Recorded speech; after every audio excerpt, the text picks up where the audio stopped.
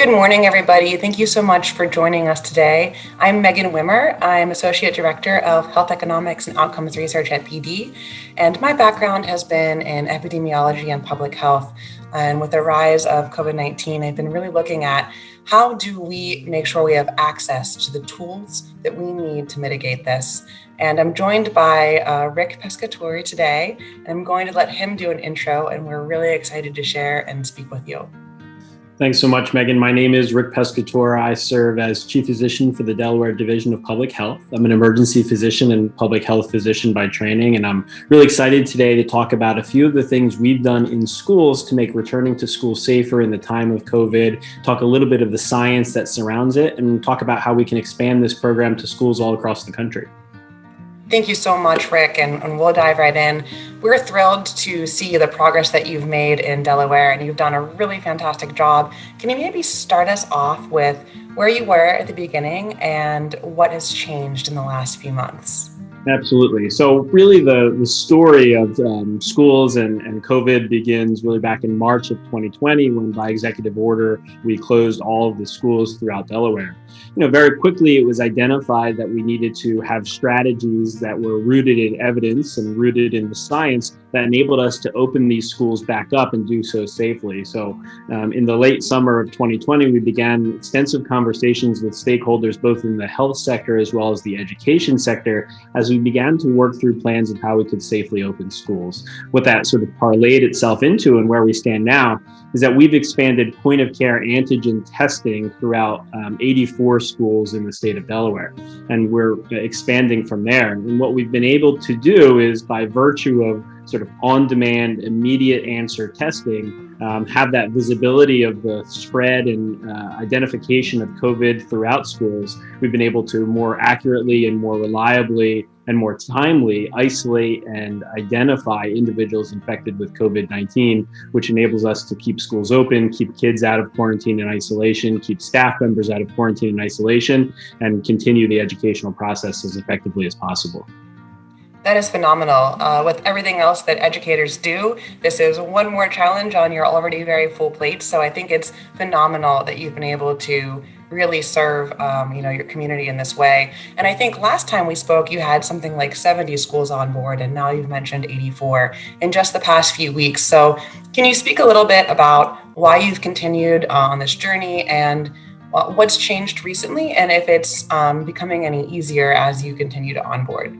Yeah, so certainly the first school that we opened this up to, there was a lot of fear and trepidation, wonder about how this is going to go. Certainly we perform testing in hospitals and in doctors' offices on a routine basis, but to expand that testing into an atypical scenario and setting like schools, there was a lot of trepidation and wonder about what was going to happen with that.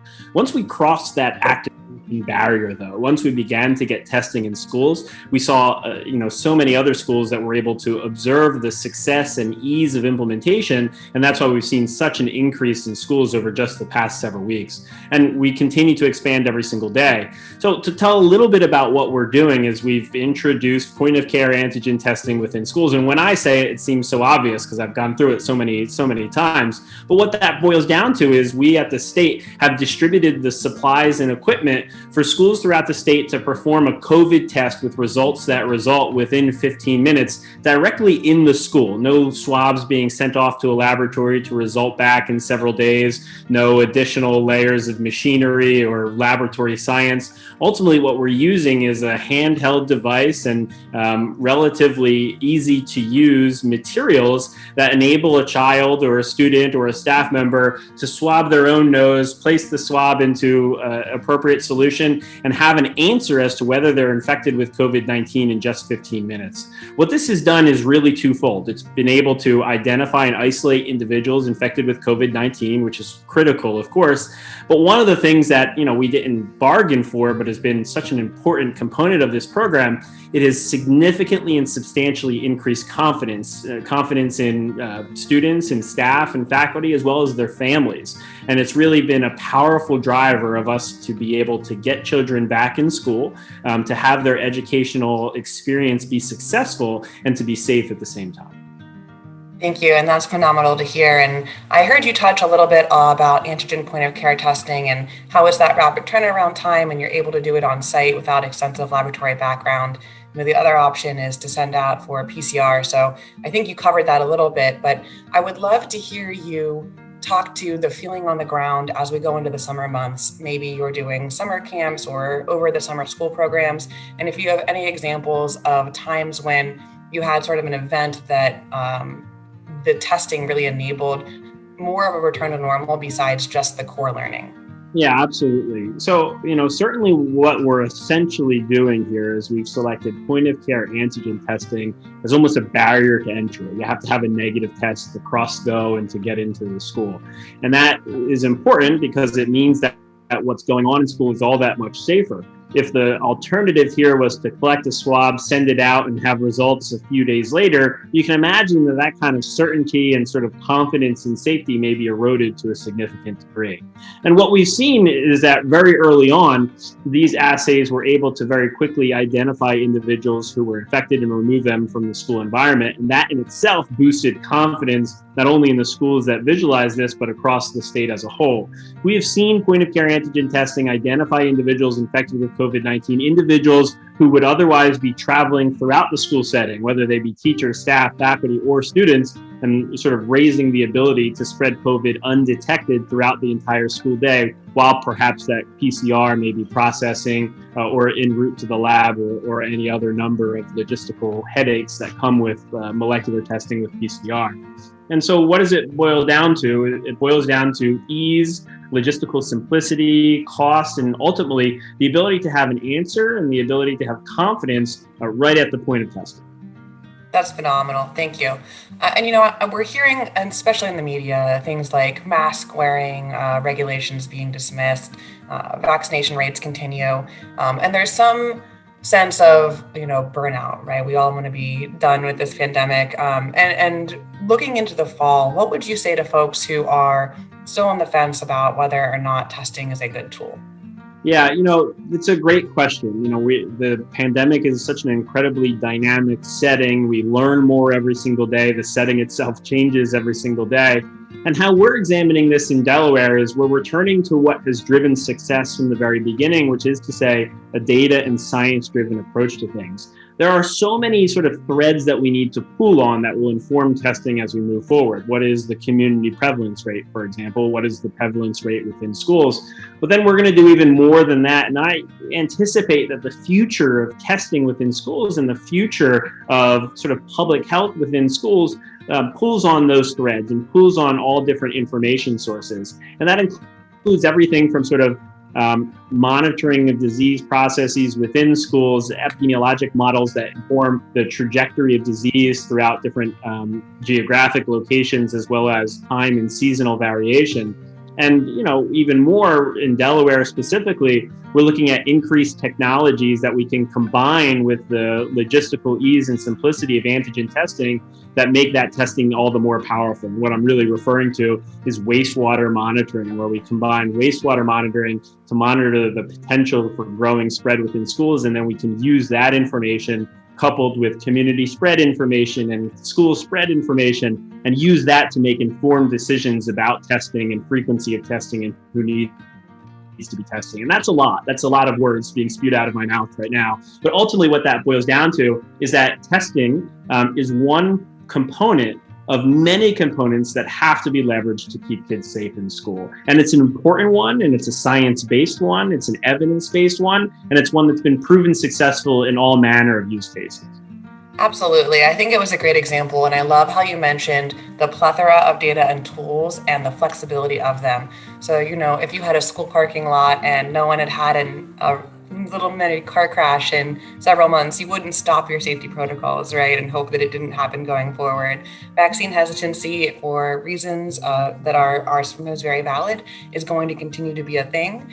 We cannot vaccinate certain age groups yet, and it doesn't mean that variants won't escape or we might not run into a deeper problem down the road. And I certainly hope not. But what's nice about testing, as you were saying, is that it's so flexible. So we can talk about the very data-driven approach, but we can also take a very logical approach where, you have a basketball game with the school next door. you hear they have 10 positives, maybe that's a good time when you want to consider, testing or screening some of the students who were on your basketball team. So I'm 100% with you on that approach. What do you think the future looks like of communicating to your parents and the population that you serve about what you're doing and why you're doing? That's a great question. And we have to have an ongoing conversation with the communities that we serve. And that's one of the reasons I think that we have been successful, is that we have always been transparent. We have always taken more information, more data, pushed it out to families, parents, and stakeholders within the community. And it's going to have to continue that way. We're going to have to continue those open lines of communication and ensure that parents understand why we're doing and what we're doing and why we're doing what we're doing. And so what do I anticipate for the immediate future? We'll call, say, the fall and winter of the upcoming school year. There's really no getting around it. It is extremely unlikely that testing is going anywhere. We have to have testing available. We have to have testing that is flexible, and we have to have testing that has operationalizable results that are available and able to be acted upon right at the point of testing. And continuing that conversation, continuing that information out into families and showing families of how effective and important it is, I think is a big component of that. Here in Delaware, we've obviously had a lot of success, but that's not success in isolation. It's success that's been informed by the trials, travails, and the needs and wants of our community. And we're excited to say that in the coming months, we'll publish that experience. And we hope that more communities and educational settings and public health apparatuses across the state can take that information and use it to implement testing programs within their own setting. Yeah, that's a phenomenal model, and congratulations on getting that information out there. If you had to provide some rich color on that, where there were some critical factors that you just want to highlight for people who are still looking to change, start, or improve the way they've been testing, what would you say were the team you needed as stakeholders in your corner to get this done? Yeah, so that's important. Everybody has to be involved here. And when we started this off, we brought everybody who we thought would need to be at the table to the table: our Department of Education, our local educational authorities, school nurses, COVID coordinators from schools, and of course our Division of Public Health. And our initial model that was in our mind very quickly evolved because of the expertise, knowledge, and idiosyncrasies of the educational setting. And that kind of drives how important it is to have the educational stakeholders at the table. When we originally started, in our minds, it was the school nurses are going to be able to head this up and do antigen testing, and it's going to be incredibly successful and have no problem whatsoever. But we were quickly disabused of that notion by the school nurses, understanding the incredible demands on school nurses' times every single day, and then understanding, of course, what would be needed from a manpower perspective, what would be needed from everything from consents and working with children. It really begins to get layered. And so the success is really driven by ensuring that everybody who will touch this piece has an ability to contribute to this piece and make sure that it's built with a solid foundation and addresses any barriers or obstacles before you get started. Fantastic. And have you had any, I know you mentioned that your students, staff, parents feel more confident and able to learn. Do you have any examples of how, by offering testing, it enabled an event, a achievement score, or something that you were so proud of as an example of how this is keeping your students on school, keeping your staff on track, that you'd like to share, or any advice on how to speak to parents who are maybe a little wary of testing because they're afraid of what happens when there's a positive? Yeah, I mean, these are all important. And to sort of start with our success stories is that we have this sort of broad success story, which is to say, 84 schools that have been able to successfully get kids back into classrooms. And we know that learning and social growth and the development of our children is made better by being in classrooms. We can take it beyond that, is that we have had schools that have implemented this point of care antigen testing to be able to get their athletes back into action. And we've seen success in so many of our student athletes throughout Delaware with regional, local, state championships, and we're always also proud of them. But then let's talk a little bit about that other piece, which is to say, how can we connect with parents and how can we help them understand that fears are unwarranted, and really the implementation of testing isn't to keep people out, it's to get people in. We can have those conversations and we can say it until our faces are blue, but in our experience, what really did it for everybody was beginning to identify those asymptomatic positives. And once these individuals are able to be quickly identified, and therefore contact tracing is able to begin a little more quickly, and quarantine is able to be limited because these individuals come into contact with less people because we're able to identify their infection quicker, that sort of implementation and that sort of identification, that sort of aha moment, which is to say, wow, that kid or that teacher or that faculty member could have been all over the school and could have exposed dozens or maybe even more people. Once you're able to stop that even the first time, even the most sort of resistant or skeptical parents really begin to hop on board. That's amazing. Thank you for sharing that. And I'm so thrilled you've been able to get things like sports and extracurriculars back on board. School is such a rich experience, and being able to have that full breadth of all of the things that it offers is so critical. So I'm thrilled for you. Thank you for sharing about how testing has been valuable and your look forward on how you think it's sticking around into the fall. I really appreciate your time. If you have any questions about testing, you can always reach out to BD or myself, and we're happy to answer them to the audience. And with that, I will thank you so much for your time. Thanks so much for having me.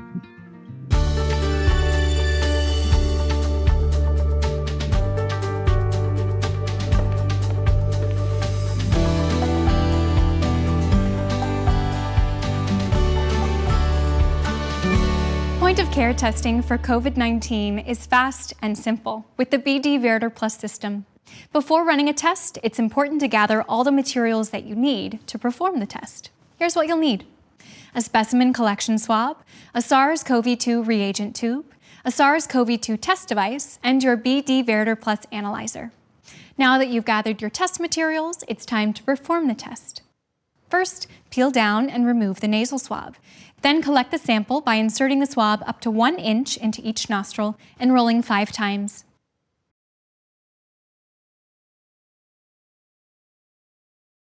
Now insert the swab into the reagent tube and plunge up and down for 15 seconds.